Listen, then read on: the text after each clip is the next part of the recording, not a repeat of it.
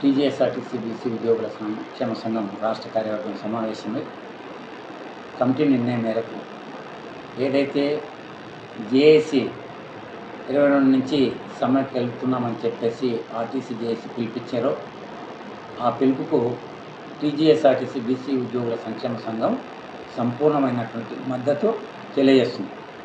అదే సమయంలో ప్రభుత్వానికి విజ్ఞప్తి చేస్తామని ఆర్టీసీ ఉద్యోగుల సమస్యలను పరిష్కరించి ఆర్టీసీలో సమ్మెను నివారించాలని చెప్పి ప్రభుత్వానికి యాజమాన్యానికి విజ్ఞప్తి చేయడం జరుగుతుంది.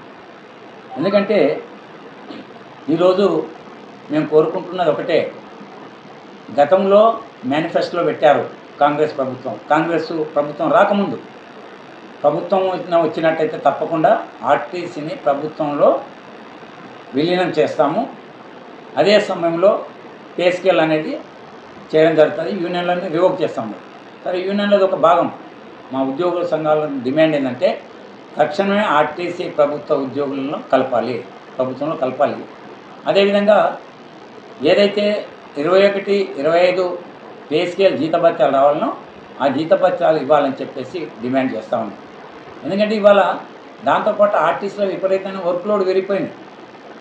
ఈ మధ్యకాలంలో గ్రేటర్ హైదరాబాద్లో ఉన్నటువంటి బస్సుల స్థానంలో ఎలక్ట్రికల్ బస్సులు వస్తూ ఉన్నాయి. సిటీలో మేము స్వాగతిస్తాం. కానీ దాదాపుగా మెయింటెనెన్స్ విభాగం డ్రైవర్ సోదరులని ఏదైతే ఎక్సెస్ ఉన్నారో, అదనంగా ఉన్నారో వాళ్ళు ఇతర జోన్లకు పోయి పనిచేయాలని చెప్పేసి యాజమాన్యం ఆదేశాలు ఇచ్చింది.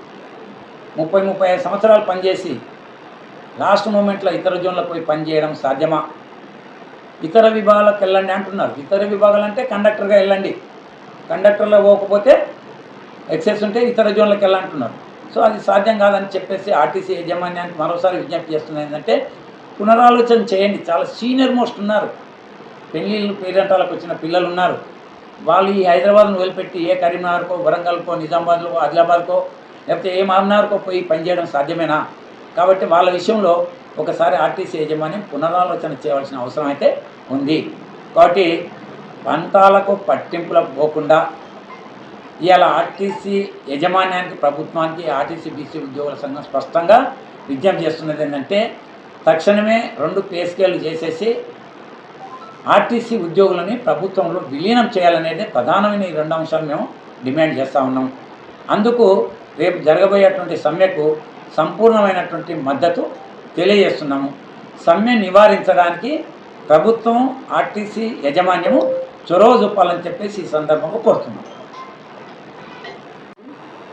గవర్నమెంట్ ఇచ్చిన మేనిఫెస్టోలో పెట్టింది, మేము విలీనం పెట్టి వెనకకు తీసుకోకుండా దాన్ని అమలు చేయడానికి సమ్మెకు దిగడం జరిగింది. దానికి బీసీ ఉద్యోగ సంఘాలు మద్దతు ఇవ్వడం జరుగుతుంది.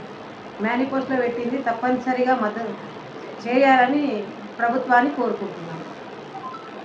22వ తేదీన తెలంగాణ ఆర్టీసీ జేఏసీ తలపెట్టిన సమ్మెకు తెలంగాణ ఆర్టీసీ బీసీ ఉద్యోగుల సంక్షేమ సంఘం రాష్ట్ర కార్యవర్గం సమ్మెకు సంపూర్ణ మద్దతు తెలియజేస్తూ ఆనాడు కాంగ్రెస్ ప్రభుత్వంలోకి రాకముందుకు ఏదైతే మేనిఫెస్టోలో ఏర్పాటు చేసిందో అందులో పొందుపరిచిన వాక్యాలనే మనం ఈరోజు డిమాండ్గా చేస్తూ వాటిని సంపూర్ణంగా ఆర్టీసీని విలీనం చేయడం, 2021 మరియు 25 రావాల్సిన జీతభత్యాల పెంపుదల కూడా చేయాలని కోరుకుంటా ఉన్నాం.